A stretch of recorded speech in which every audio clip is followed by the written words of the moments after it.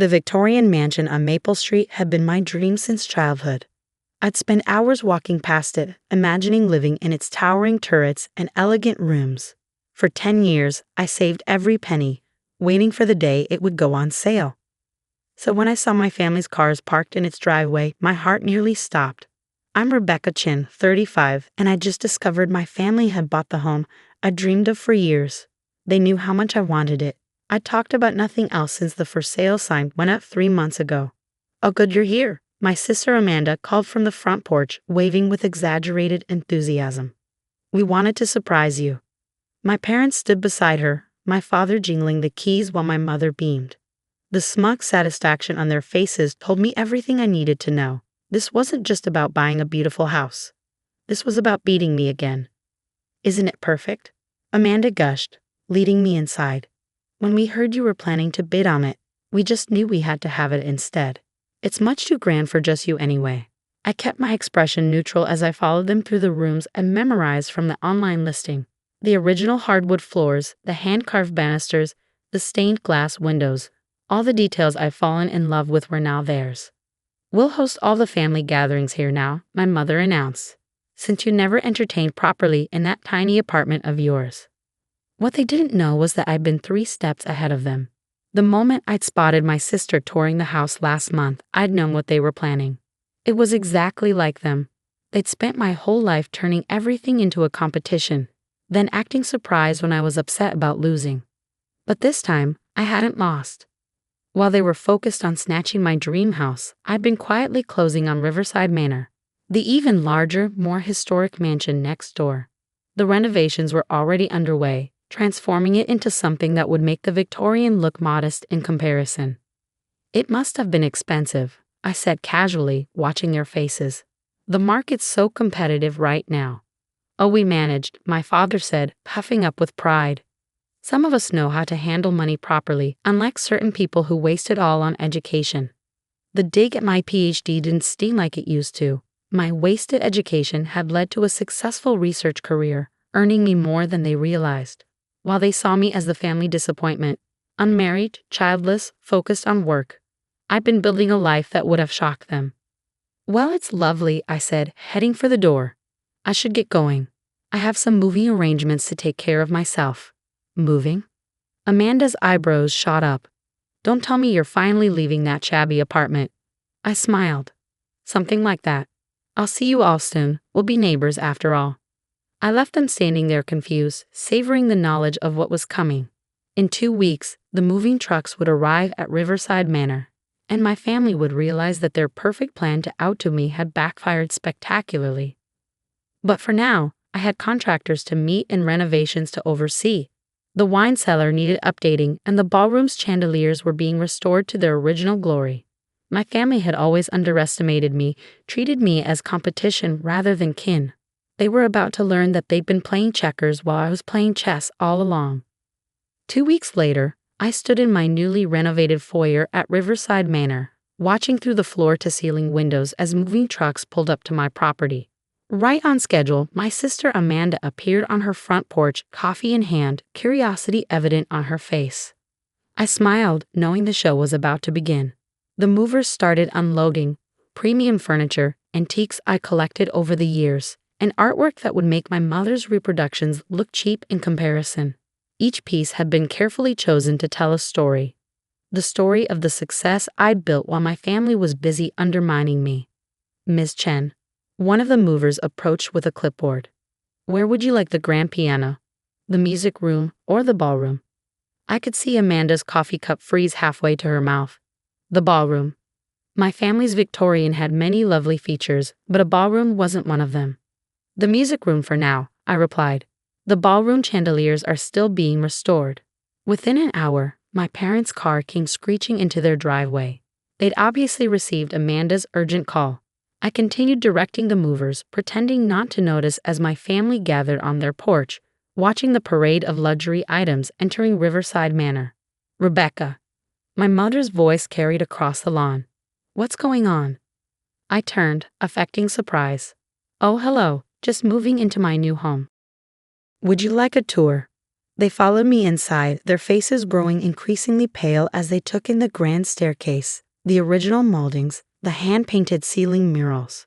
Every room was larger, every feature more impressive than their Victorian. But, how? Amanda sputtered. You couldn't afford. Actually, I cut in smoothly, I could. All those years you thought I was struggling in my tiny apartment, I was investing, saving, building my portfolio. Did you really think I lived below my means because I had to? My father's face had turned an interesting shade of red. You let us believe. I let you believe what you wanted to believe, I said. Just like you let me believe you cared about my dreams when you outbid me on the Victorian. Fair's fair. I led them through the house, past the library with its 2-story bookshelves, through the conservatory with its rare plants, into the state-of-the-art kitchen that made their gourmet setup look outdated. And this, I said, opening a set of double doors, is the ballroom where I'll be hosting the annual family Christmas party this year. I assume that won't be a problem. My mother clutched her pearls. But we always host Christmas. Well, things change, I smiled. Besides, my ballroom can actually fit the whole family comfortably. No more cramped quarters. As they stood there speechless, my phone buzzed. Excuse me, I said, checking the message. That'll be the interior designer. We're discussing plans for the rooftop garden. Rooftop garden? Amanda's voice had risen an octave. Oh yes, I replied casually. The view of your house from up there is quite lovely. You can see right into your backyard.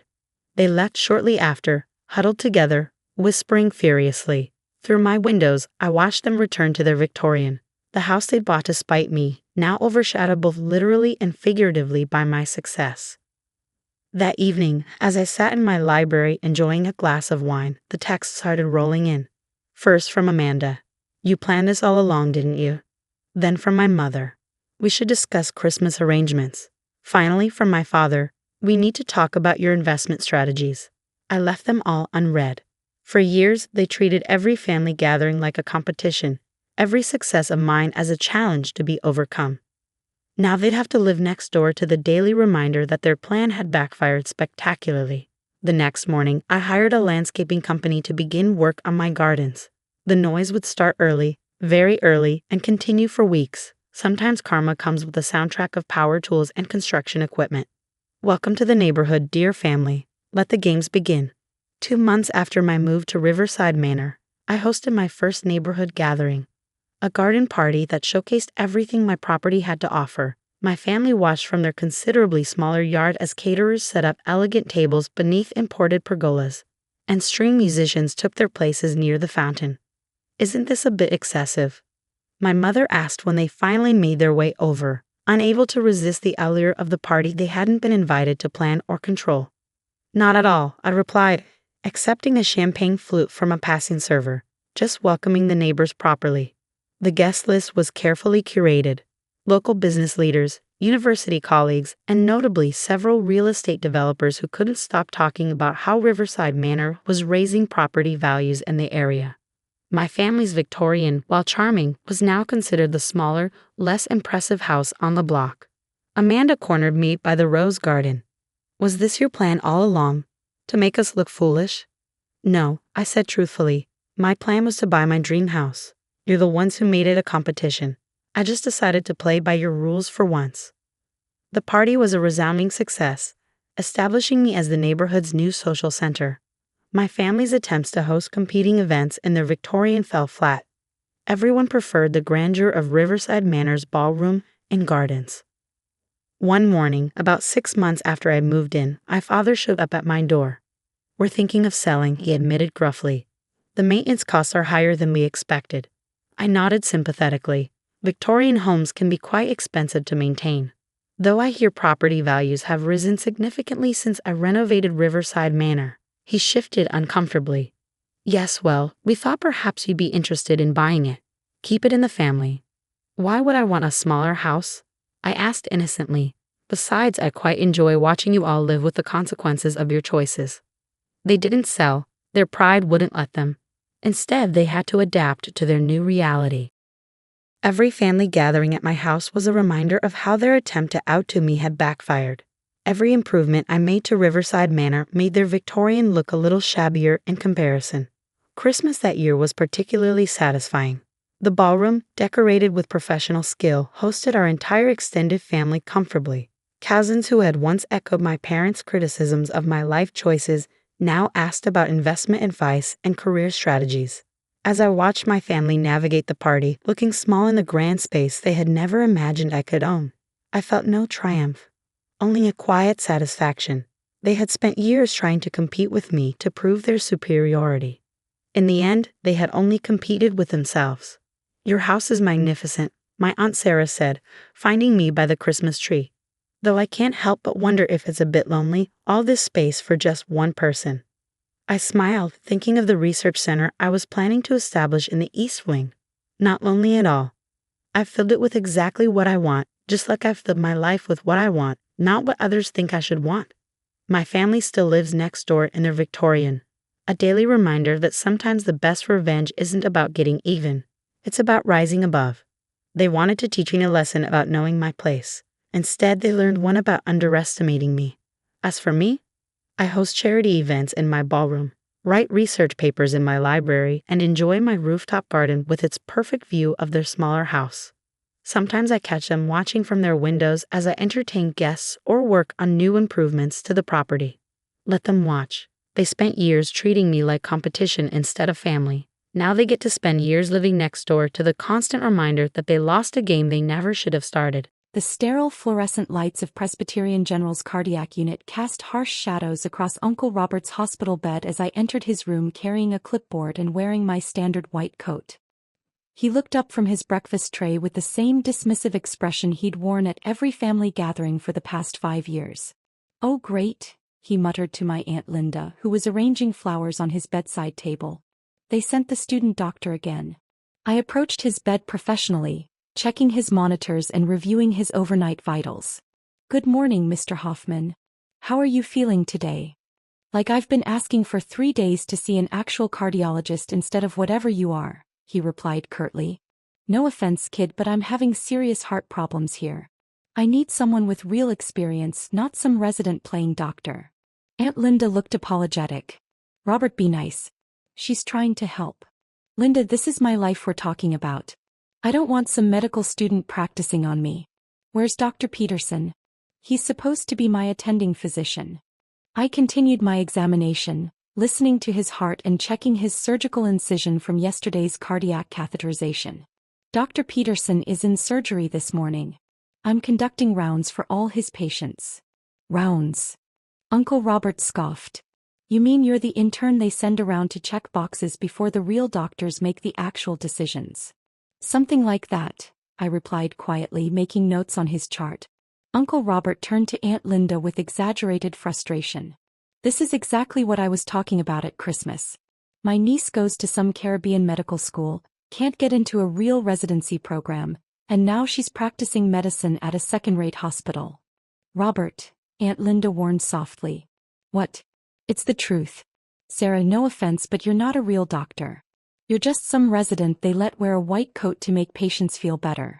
When I need actual medical care, I want board-certified physicians with decades of experience." I continued reviewing his chart, accustomed to these conversations. "Your EKG shows improvement since yesterday's procedure. The stent placement was successful." "See? She talks like she knows what any of that means." Uncle Robert shook his head. "I asked specifically for Dr. Peterson or Dr. Williams. Someone who's actually qualified to interpret cardiac tests. Dr. Williams is in the cath lab this morning," I explained patiently. "Of course he is. Probably doing real medicine while they stick me with the student doctor." He looked at Aunt Linda pointedly. "This is why I wanted to go to Mount Sinai in Manhattan. Real doctors, real expertise." My pager buzzed. I glanced down. "Emergency cardiac consultation needed in ICU. Dr. Thompson requests Chief of Cardiology immediately." I looked up from the pager. "Mr. Hoffman, I need to step out for a moment. Dr. Peterson will be by this afternoon for his official rounds." Finally, Uncle Robert said, "Maybe I'll get some real medical attention then." I walked out of his room and down the hallway toward the ICU, where Dr. Thompson was waiting outside room 314 with a thick file and a concerned expression. "Dr. Hassan, thank God you're here. We have a 67-year-old male, post-MI, presenting with complex arrhythmias. The electrophysiology team wants your opinion before they proceed with ablation. I took the file and reviewed the patient's history quickly. What's his ejection fraction? 25%. Severe left ventricular dysfunction. And the arrhythmia pattern? Ventricular tachycardia, non-sustained, but increasing in frequency since this morning. I studied the EKG strips and echo results. This patient isn't a candidate for ablation. His cardiac function is too compromised. We need to optimize his medical management first, increase the beta blocker, add an ACE inhibitor, and consider an ICD placement once he's stabilized. Dr. Thompson nodded. That's exactly what I was thinking, but I wanted your confirmation before overruling the EP team. Good call. Write up the recommendations and I'll co-sign them. Also, increase his cardiac monitoring to telemetry and recheck his electrolytes every 12 hours. Will do. Thanks, Dr. Hassan. Your expertise on these complex cases is invaluable. I handed back the file and started walking back toward the cardiac unit when my phone rang. The caller ID showed Dr. Peterson, Cardiology. Sir, it's Mike. I'm stuck in the OR for another 2 hours. Can you handle the afternoon rounds? I know you've got the research conference call at 3, but Mrs. Chin in 408 is having some chest pain that needs evaluation. Of course. I'll see her after I finish with the morning patients. Thanks. Oh, and the Hoffman patient in 312, his labs came back. Cholesterol levels are still elevated despite the statin therapy. Might want to discuss lifestyle modifications with him. Already planning to. Great. You're the best, Sarah. Don't know what this department would do without you. I hung up and returned to Uncle Robert's room, where he was complaining loudly to Aunt Linda about the quality of hospital coffee. Ah, the student doctor returns, he announced as I entered. Tell me, did you consult with any actual physicians while you were gone, or are you still winging it? I pulled up a chair beside his bed. Mr. Hoffman, we need to discuss your test results. Finally. What did the real doctors say about my condition? I opened his chart.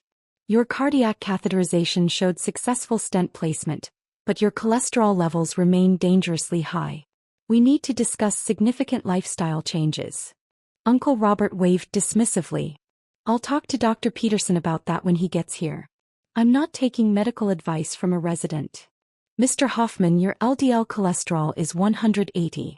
Normal is under 100. Combined with your family history of cardiac disease and your recent heart attack, you're at extremely high risk for another event. Look, kid, I appreciate that you're trying to learn, but I'll wait for professional medical advice. Aunt Linda looked concerned. Robert, maybe you should listen to what she's saying. Linda, she's not qualified to give medical advice. She's probably reading this stuff from a textbook. My phone buzzed with a text message. I glanced down. Hospital board meeting moved to 2 p.m. today. Need chief of cardiology present for budget approval and new equipment requests. I looked up to find Uncle Robert staring at me expectantly. As I was saying, I continued, your current medication regimen isn't sufficient. We need to double your statin dose and add a PCSK9 inhibitor. I'm not changing my medications based on the recommendation of someone who's probably never treated a real cardiac patient before. There was a knock on the door. Dr. Martinez, the chief medical officer, entered with his usual authoritative presence. Excuse me, he said, addressing Uncle Robert politely. I'm Dr. Martinez, the chief medical officer. I need to speak with your physician briefly. Uncle Robert perked up immediately. Finally. Dr. Martinez, I've been trying to get real medical attention for days. They keep sending this resident to check on me, but I need to speak with my actual cardiologist. Dr. Martinez looked confused. I'm sorry, sir, but who do you think your cardiologist is? Dr. Peterson is supposed to be my attending, but he's never here. They just send her. He pointed at me dismissively. Sir, Dr. Martinez said carefully, Dr. Hassan is your cardiologist. Uncle Robert laughed. No, she's just a resident. I specifically asked for a board-certified cardiologist. Dr. Martinez looked at me, then back at Uncle Robert. Mr. Hoffman, Dr. Sarah Hassan is the chief of cardiology here at Presbyterian General. She's one of the most respected cardiologists in the region. The laughter died on Uncle Robert's face. That's impossible. Dr. Hassan completed her residency at Mayo Clinic and her fellowship at Cleveland Clinic. She's board certified in both cardiology and interventional cardiology.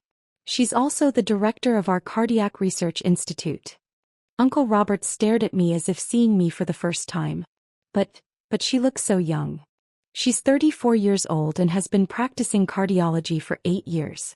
She's published over 40 peer-reviewed research papers and is internationally recognized for her work in cardiac intervention techniques. Aunt Linda's hand flew to her mouth. Oh my God, Sarah. We had no idea. Dr. Martinez continued. Dr. Hassan performed your cardiac catheterization yesterday, Mr. Hoffman. She's the one who placed the stent that saved your life. The room fell completely silent except for the beeping of Uncle Robert's heart monitor. I came to find Dr. Hassan because the board meeting has been moved up, Dr. Martinez explained. We're approving the budget for new cardiac imaging equipment that she requested. Board meeting. Uncle Robert's voice was barely a whisper.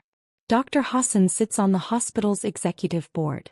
She oversees a department of 12 cardiologists and manages a budget of $50 million annually. I stood up from my chair. Mr. Hoffman, as I was explaining, your cholesterol management is critical. I'm prescribing evolocumab in addition to your current statin. We'll recheck your levels in 6 weeks. Sarah, Uncle Robert started, but I was already writing in his chart. I'm also recommending cardiac rehabilitation starting next week. The program includes supervised exercise, nutritional counseling, and stress management techniques. Dr. Martinez nodded approvingly. Dr. Hassan developed our cardiac rehab program. It has one of the highest success rates in the state. Additionally, I continued, I want you to see our nutritionist before discharge. Your current diet is contributing significantly to your cardiovascular risk. Uncle Robert looked completely stunned. Sarah, I don't know what to say. You don't need to say anything, Mr. Hoffman. Just focus on following the treatment plan. Dr. Martinez checked his watch. Dr. Hassan, the board meeting? I'll be there in 5 minutes. I turned back to Uncle Robert. Any questions about your medications or discharge instructions? He shook his head slowly. Good. I'll check on you tomorrow morning during rounds. If you experience any chest pain, shortness of breath, or unusual symptoms, press your call button immediately. As I started to leave, Uncle Robert called out, Sarah, wait. I turned back. I owe you an apology. A huge apology. I had no idea who you were, what you'd accomplished. Mr. Hoffman, you don't need to apologize for being concerned about your medical care. That's normal and healthy. But I was rude. I dismissed you, made assumptions. What matters now is your recovery. Follow the treatment plan, make the lifestyle changes we discussed, and you should do very well. Aunt Linda stood up and hugged me tightly.